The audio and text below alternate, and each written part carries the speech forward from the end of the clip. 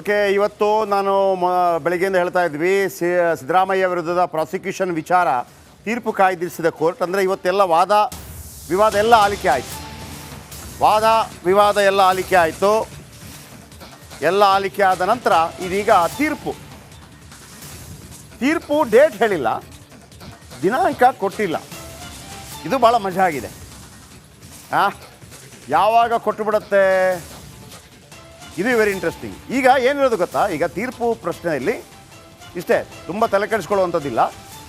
ಇದನ್ನು ರದ್ದು ಮಾಡಬೇಕಾ ಮಾಡಬಾರ್ದಾ ಅಂತ ಒಂದು ತೀರ್ಪು ಕೊಟ್ಟುಬಿಡುತ್ತೆ. ರದ್ದಾದರೆ ಮುಗೀತು.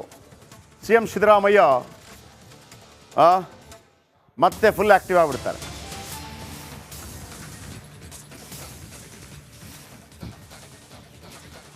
ತೀರ್ಪನ್ನು ಕಾಯ್ದಿರಿಸಿದೆ. ಇನ್ನೂ ವಾದ ಪ್ರತಿವಾದ ಇರೋದಿಲ್ಲ. ಹೈಕೋರ್ಟ್ ತೀರ್ಪನ್ನು ಕಾಯ್ದಿರಿಸಿದೆ. ತೀರ್ಪಲ್ಲಿ ಏನು ಬರುತ್ತೆ ಅಂತ ಕ್ಯೂರಿಯಾಸಿಟಿ. ಇಲ್ಲ ಇದನ್ನು ರದ್ದು ಮಾಡಿ ಅಂತ ಹೇಳತ್ತಾ, ಇಲ್ಲ ಮುಂದುವರಿಯಿರಿ, ಕೇಸು ಮೊಕದ್ದಮೆ ದಾಖಲಿಸಿ FIR ಮಾಡಿ ಅಂತ ಹೇಳತ್ತಾ, ಇಷ್ಟೇ ಇರುವಂಥದ್ದು. ಓಕೆ, ಇವತ್ತು ನಾನು ಬೆಳಗ್ಗೆಯಿಂದ ಹೇಳ್ತಾ ಇದ್ವಿ ಸಿದ್ದರಾಮಯ್ಯ ವಿರುದ್ಧದ ಪ್ರಾಸಿಕ್ಯೂಷನ್ ವಿಚಾರ ತೀರ್ಪು ಕಾಯ್ದಿರಿಸಿದ ಕೋರ್ಟ್. ಅಂದರೆ ಇವತ್ತೆಲ್ಲ ವಾದ ವಿವಾದ ಎಲ್ಲ ಆಲಿಕೆ ಆಯಿತು. ವಾದ ವಿವಾದ ಎಲ್ಲ ಆಲಿಕೆ ಆಯಿತು. ಎಲ್ಲ ಆಲಿಕೆ ಆದ ನಂತರ ಇದೀಗ ತೀರ್ಪು ಡೇಟ್ ಹೇಳಿಲ್ಲ, ದಿನಾಂಕ ಕೊಟ್ಟಿಲ್ಲ. ಇದು ಭಾಳ ಮಜಾ ಆಗಿದೆ. ಯಾವಾಗ ಕೊಟ್ಟು ಬಿಡುತ್ತೆ, ಇದು ವೆರಿ ಇಂಟ್ರೆಸ್ಟಿಂಗ್. ಈಗ ಏನಿರೋದು ಗೊತ್ತಾ, ಈಗ ತೀರ್ಪು ಪ್ರಶ್ನೆಯಲ್ಲಿ ಇಷ್ಟೇ, ತುಂಬ ತಲೆ ಕೆಡಿಸ್ಕೊಳ್ಳುವಂಥದ್ದಿಲ್ಲ.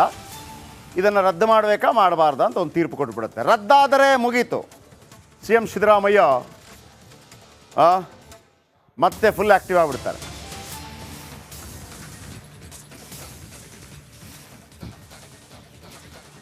ತೀರ್ಪನ್ನು ಕಾಯ್ದಿರಿಸಿದೆ. ಇನ್ನೂ ವಾದ ಪ್ರತಿವಾದ ಇರೋದಿಲ್ಲ. ಹೈಕೋರ್ಟ್ ತೀರ್ಪನ್ನು ಕಾಯ್ದಿರಿಸಿದೆ. ತೀರ್ಪಲ್ಲಿ ಏನು ಬರುತ್ತೆ ಅಂತ ಕ್ಯೂರಿಯಾಸಿಟಿ.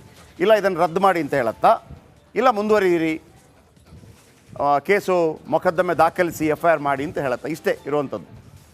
ಓಕೆ, ಇವತ್ತು ನಾನು ಬೆಳಗ್ಗೆಯಿಂದ ಹೇಳ್ತಾ ಇದ್ವಿ ಸಿದ್ದರಾಮಯ್ಯ ವಿರುದ್ಧದ ಪ್ರಾಸಿಕ್ಯೂಷನ್ ವಿಚಾರ ತೀರ್ಪು ಕಾಯ್ದಿರಿಸಿದ ಕೋರ್ಟ್. ಅಂದರೆ ಇವತ್ತೆಲ್ಲ ವಾದ ವಿವಾದ ಎಲ್ಲ ಆಲಿಕೆ ಆಯಿತು.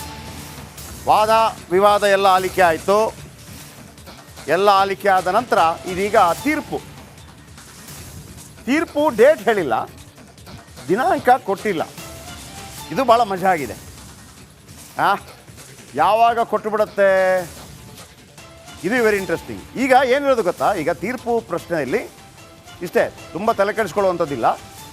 ಇದನ್ನು ರದ್ದು ಮಾಡಬೇಕಾ ಮಾಡಬಾರ್ದಾ ಅಂತ ಒಂದು ತೀರ್ಪು ಕೊಟ್ಟುಬಿಡುತ್ತೆ. ರದ್ದಾದರೆ ಮುಗೀತು. ಸಿ ಎಂ ಸಿದ್ದರಾಮಯ್ಯ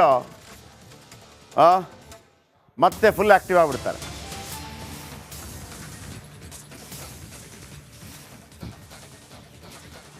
ತೀರ್ಪನ್ನು ಕಾಯ್ದಿರಿಸಿದೆ. ಇನ್ನೂ ವಾದ ಪ್ರತಿವಾದ ಇರೋದಿಲ್ಲ.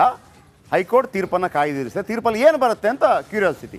ಇಲ್ಲ ಇದನ್ನು ರದ್ದು ಮಾಡಿ ಅಂತ ಹೇಳತ್ತಾ, ಇಲ್ಲ ಮುಂದುವರಿಯಿರಿ, ಕೇಸು ಮೊಕದ್ದಮೆ ದಾಖಲಿಸಿ FIR ಮಾಡಿ ಅಂತ ಹೇಳತ್ತಾ, ಇಷ್ಟೇ ಇರುವಂಥದ್ದು. ಓಕೆ, ಇವತ್ತು ನಾನು ಬೆಳಗ್ಗೆಯಿಂದ ಹೇಳ್ತಾ ಇದ್ವಿ ಸಿದ್ದರಾಮಯ್ಯ ವಿರುದ್ಧದ ಪ್ರಾಸಿಕ್ಯೂಷನ್ ವಿಚಾರ ತೀರ್ಪು ಕಾಯ್ದಿರಿಸಿದ ಕೋರ್ಟ್. ಅಂದರೆ ಇವತ್ತೆಲ್ಲ ವಾದ ವಿವಾದ ಎಲ್ಲ ಆಲಿಕೆ ಆಯಿತು. ವಾದ ವಿವಾದ ಎಲ್ಲ ಆಲಿಕೆ ಆಯಿತು. ಎಲ್ಲ ಆಲಿಕೆ ಆದ ನಂತರ ಇದೀಗ ತೀರ್ಪು ಡೇಟ್ ಹೇಳಿಲ್ಲ, ದಿನಾಂಕ ಕೊಟ್ಟಿಲ್ಲ. ಇದು ಭಾಳ ಮಜಾ ಆಗಿದೆ. ಯಾವಾಗ ಕೊಟ್ಟು ಬಿಡುತ್ತೆ, ಇದು ವೆರಿ ಇಂಟ್ರೆಸ್ಟಿಂಗ್. ಈಗ ಏನಿರೋದು ಗೊತ್ತಾ, ಈಗ ತೀರ್ಪು ಪ್ರಶ್ನೆಯಲ್ಲಿ ಇಷ್ಟೇ, ತುಂಬ ತಲೆ ಕೆಡಿಸ್ಕೊಳ್ಳುವಂಥದ್ದಿಲ್ಲ. ಇದನ್ನು ರದ್ದು ಮಾಡಬೇಕಾ ಮಾಡಬಾರ್ದಾ ಅಂತ ಒಂದು ತೀರ್ಪು ಕೊಟ್ಟುಬಿಡುತ್ತೆ. ರದ್ದಾದರೆ ಮುಗೀತು. ಸಿ ಎಂ ಸಿದ್ದರಾಮಯ್ಯ ಮತ್ತೆ ಫುಲ್ ಆ್ಯಕ್ಟಿವ್ ಆಗಿಬಿಡ್ತಾರೆ.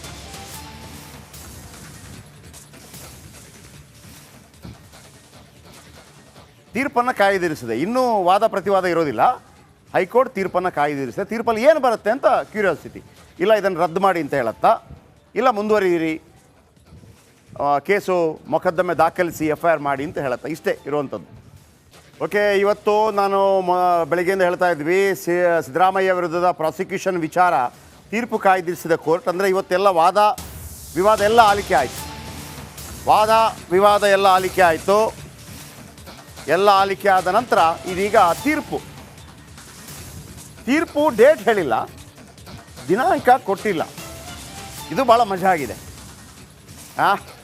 ಯಾವಾಗ ಕೊಟ್ಟು ಬಿಡುತ್ತೆ, ಇದು ವೆರಿ ಇಂಟ್ರೆಸ್ಟಿಂಗ್. ಈಗ ಏನಿರೋದು ಗೊತ್ತಾ, ಈಗ ತೀರ್ಪು ಪ್ರಶ್ನೆಯಲ್ಲಿ ಇಷ್ಟೇ, ತುಂಬ ತಲೆ ಕೆಡಿಸ್ಕೊಳ್ಳುವಂಥದ್ದಿಲ್ಲ. ಇದನ್ನು ರದ್ದು ಮಾಡಬೇಕಾ ಮಾಡಬಾರ್ದಾ ಅಂತ ಒಂದು ತೀರ್ಪು ಕೊಟ್ಬಿಡುತ್ತೆ. ರದ್ದಾದರೆ ಮುಗೀತು. ಸಿ ಎಂ ಸಿದ್ದರಾಮಯ್ಯ ಮತ್ತೆ ಫುಲ್ ಆ್ಯಕ್ಟಿವ್ ಆಗಿಬಿಡ್ತಾರೆ.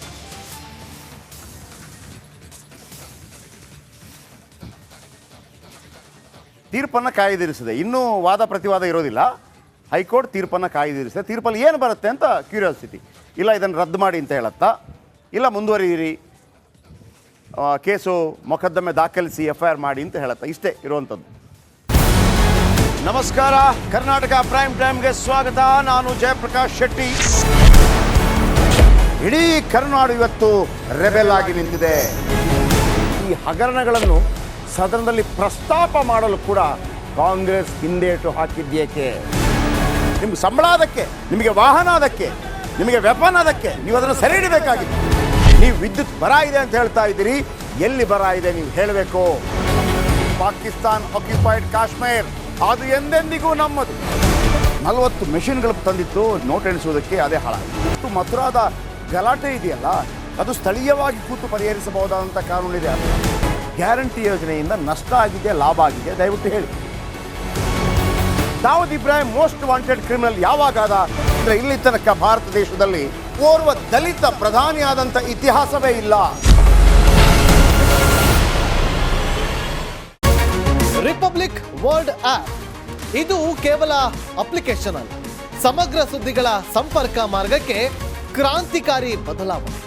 ರಿಪಬ್ಲಿಕ್ ವರ್ಲ್ಡ್ ಆಪ್ ಕೇವಲ ಸುದ್ದಿ ಅಪ್ಲಿಕೇಶನ್ ಅನ್ನ ಪರಿಚಯ ಮಾಡ್ತಾ ಇಲ್ಲ, ಬದಲಾಗಿ ಡಿಜಿಟಲ್ ಸುದ್ದಿ ಬಳಕೆಯ ಹೊಸ ಯುಗಕ್ಕೆ ನಾಂದಿ ಹಾಡ್ತಾ ಇದೆ. ಇದೊಂದು ಬ್ರೇಕಿಂಗ್ ನ್ಯೂಸ್, ಪ್ರಭಾವಶಾಲಿ ಕಾರ್ಯಕ್ರಮಗಳಿಗೆ ಗಟ್ಟಿಯಾದ ವೇದಿಕೆ. ರಿಪಬ್ಲಿಕ್ ವರ್ಲ್ಡ್ ಅಪ್ಲಿಕೇಶನ್ ಈಗ ಲೈವ್ ಆಗಿದೆ.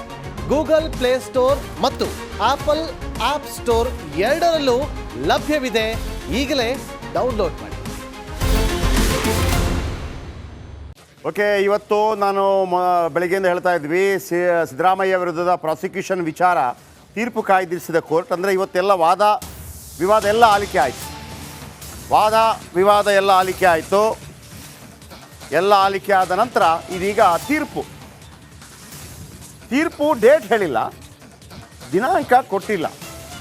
ಇದು ಭಾಳ ಮಜಾ ಆಗಿದೆ.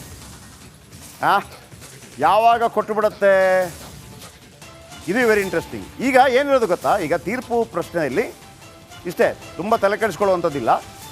ಇದನ್ನು ರದ್ದು ಮಾಡಬೇಕಾ ಮಾಡಬಾರ್ದಾ ಅಂತ ಒಂದು ತೀರ್ಪು ಕೊಟ್ಬಿಡುತ್ತೆ. ರದ್ದಾದರೆ ಮುಗೀತು. ಸಿ ಎಂ ಸಿದ್ದರಾಮಯ್ಯ ಮತ್ತೆ ಫುಲ್ ಆ್ಯಕ್ಟಿವ್ ಆಗಿಬಿಡ್ತಾರೆ.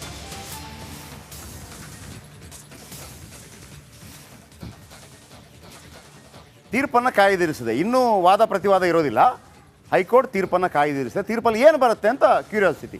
ಇಲ್ಲ ಇದನ್ನು ರದ್ದು ಮಾಡಿ ಅಂತ ಹೇಳುತ್ತಾ, ಇಲ್ಲ ಮುಂದುವರಿಯಿರಿ, ಕೇಸು ಮೊಕದ್ದಮೆ ದಾಖಲಿಸಿ FIR ಮಾಡಿ ಅಂತ ಹೇಳುತ್ತಾ. ಇಷ್ಟೇ ಇರುವಂಥದ್ದು.